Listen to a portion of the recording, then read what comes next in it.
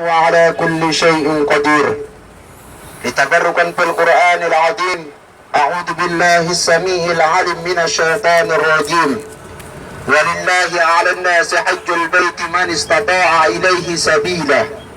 وقال رسول الله صلى الله عليه وسلم الحج المبرور فلا رفث ولا فسوق ولا جدال في الحج. وقال أيضا الحج المبرور ليس له الجزاء إلا الجنة. وقال رسول الله صلى الله عليه وسلم صلاة في مسجد هذا خير من 1000 صلاة فيما سواه إلا المسجد الحرام. صدق الله العظيم وصدق رسوله الكريم. Amma ba'd. Bapak Ibu yang dimuliakan oleh Allah Subhanahu wa taala, sedih kita belum sempat mengawali perjalanan kita. Semoga Allah melindungi kita. Kita sambung dulu dengan doa. Ulun lupa. Bismillahirrahmanirrahim. Subhanallazi sakhkhara lana hadza wa ma kunna lahu muqrinin wa inna ila rabbina lamunqalibun. Asyhadu an la ilaha illallah wa asyhadu anna Muhammadar Rasulullah. Baik, kita akan menengok ke sebelah kanan kita kepada pemakaman Baqi. Ya, sekalian sebagai bentuk perpisahan kita dengan beliau-beliau yang dimakamkan di sini. Assalamualaikum. Sayyidina Utsman bin Affan. Assalamualaikum warahmatullahi wabarakatuh.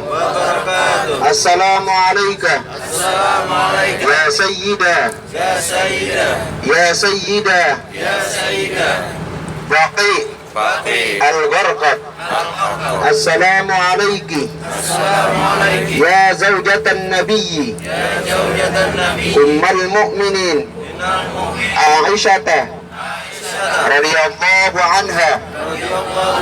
Assalamualaikum ya Ahlal Qubur liyaghfira lana wa lakum wa antum salafuna wa nahnu lahu muslimun wa inna insyaallah bikum lahiqun.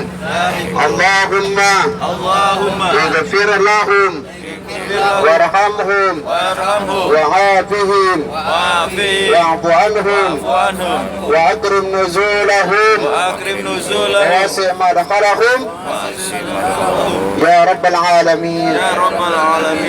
Bismillahi wa minallahi wa ilallahi wa ala Allahi falyatawakkal ala Allah wa la hawla wa la quwwata illa billahil aliyyil azim.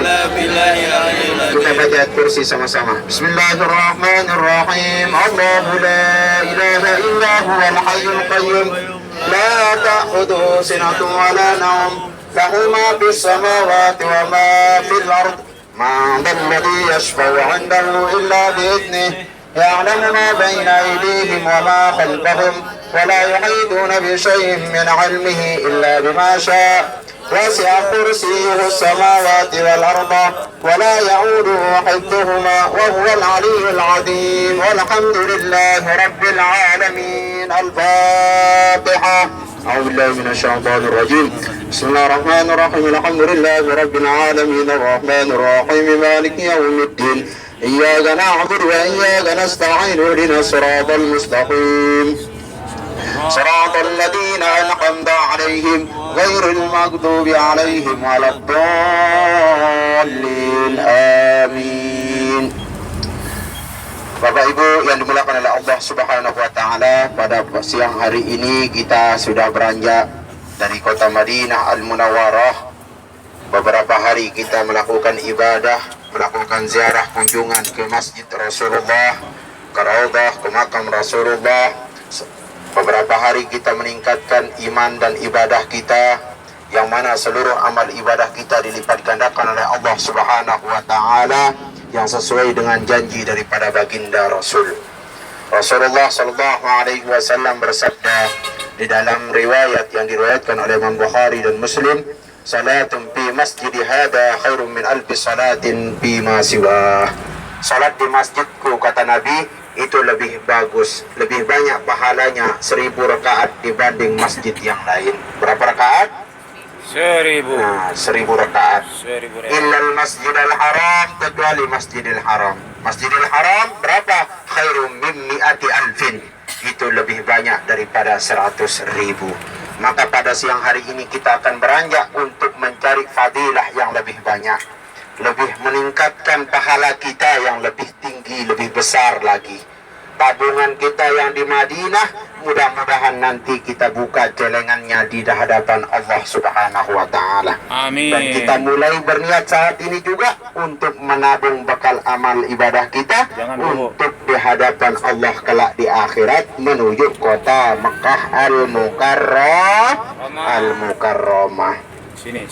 Bapak Ibu yang dimulakan oleh Allah Subhanahu wa Ta'ala, saat ini jamaah akan mengambil miqat, menjatuhkan niat ibadah umrah, yang salah satu inti pelaksanaan ibadah kita di dua kota suci ini, baik di kota Madinah maupun di kota Mekah.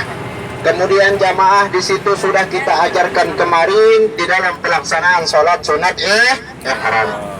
Tentu dalam pelaksanaan ibadah umrah kita sudah membahas perkara sunnah dan wajib di dalam ibadah umrah. Maka yang paling inti untuk menyempurnakan daripada pelaksanaan ibadah umrah, maka kita harus mengetahui apa saja yang dilarang dalam pelaksanaan ibadah ihram itu sendiri. Setelah jatuhnya niat, maka seluruh larangan-larangan ini sudah siap untuk dihindarkan jamaah. Sudah siap untuk tidak dilakukan, baik kalangan bapak-bapak maupun ibu-ibu. Karena apa? Risikonya cukup besar, bahkan akan mengeluarkan dam yang menjadi sanksi untuk menebus dosa dan kesalahan kita. Sanksi apa dan dosa apa yang kita akan lakukan? Sanksinya adalah kita harus membeli seekor kambing.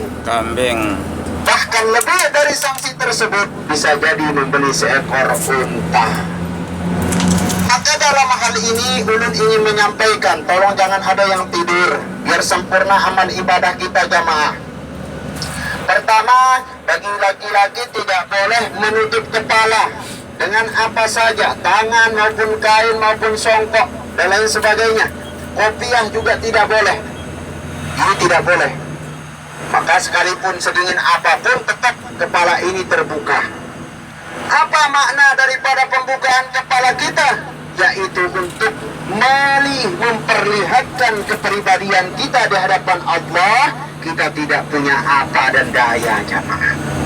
Jabatan mungkin kita punya, kemudian kita bangga-banggakan di atas kepala kita. Yang jadi raja semua tinggalkan pakaian rajanya, yang jadi presiden semua tinggalkan, yang jadi kiai tinggalkan congkok kebesarannya, yang jadi polisi tinggalkan congkok kebesarannya. Bujur kada? Maka inilah hakikat daripada pelaksanaan ibadah umrah. Yang kedua, ibu-ibu bagi perempuan di belakang, perhatikan semua, tidak boleh menutup muka menggunakan cadar, atau juga tidak boleh menggunakan masker. Ini tidak boleh. Nah, ini jangan sampai dibuka maskernya, karena ibu-ibu yang hal boleh diperlihatkan di hadapan seorang laki-laki yang bukan muhrimnya adalah muka dan telapak tangan. Muka dan telapak tangan. Nanti maskernya dilepas ya jamaah, di belakang ya. Ya, ibu-ibu juga, nenek-nenek ulun. Nenek ulun. Maskernya dilepas. Kemudian kita tidak boleh menggunakan wangi-wangian, harum-haruman, kita tidak boleh. Sekalipun itu juga nanti kita makan, sikat gigi pakai odol disedap. Tapi kalau sikat gigi tanpa odol boleh. Atau boleh pakai siwak kayak ulun ini. Nah, boleh karena dia tidak mengandung alkohol atau tidak mengandung harum-haruman. Jelas jamaah? Nah, ini masih dibolehkan. Kemudian tidak boleh potong kuku. Ini kukunya jangan gigit-gigit, nanti menghayal, saking lamanya di dalam bis menghayal. tergigit juga. Nah, kemudian tidak boleh mencabut rumput-rumput alias bulu-bulu atau rambut-rambut yang ada di badan kita. Walaupun sehelai rambut tidak boleh jatuh. Loh, gimana sekarang perkara jatuh sendiri ya Ustaz? Kalau itu masalah jatuh sendiri, bukan dijatuhkan. Rontok misalnya, ya. Nah, jenggotnya putus pohon sebiji, sebutin jatuh. Ini gak pernah dicabut, ternyata jatuh sendiri. Nah, ini sudah rukhsah, keringanan dari Allah Subhanahu wa ta'ala. Siapa tahu rontok kumis dan jenggot kita.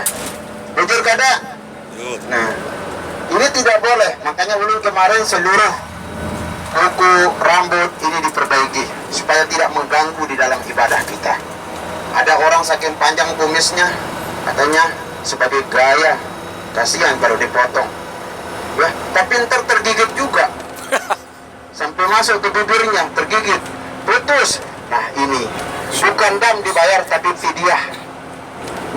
Ya, ada yang dibayar dalam bentuk dam, ada yang dibayar dalam bentuk fidyah.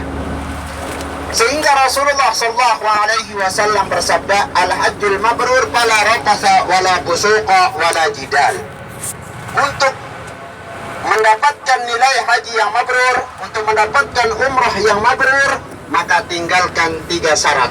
Kata Rasulullah, fala rafasa, tidak boleh keluar dari mulut kita ucapan-ucapan yang kotor, ucapan-ucapan yang keji, ucapan-ucapan yang akan menghantar kepada syahwat, baik untuk ibu-ibu maupun bapak-bapak.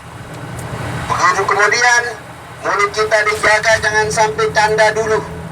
Mungkin kita tidak pakai ihram, kebiasaan canda di dalam kamar, tapi di saat umroh ini jangan canda dulu. Kenapa? Karena takut dalam hati benak saudara kita tersinggung dalam candaan kita. Jelas jamaah? Mungkin kalau nggak pakai ihram biasa saja, tapi di saat kita umroh pakai ihram, kita dilarang oleh Allah Subhanahu wa ta'ala bercanda dulu, karena takut nanti saudara kita tersinggung.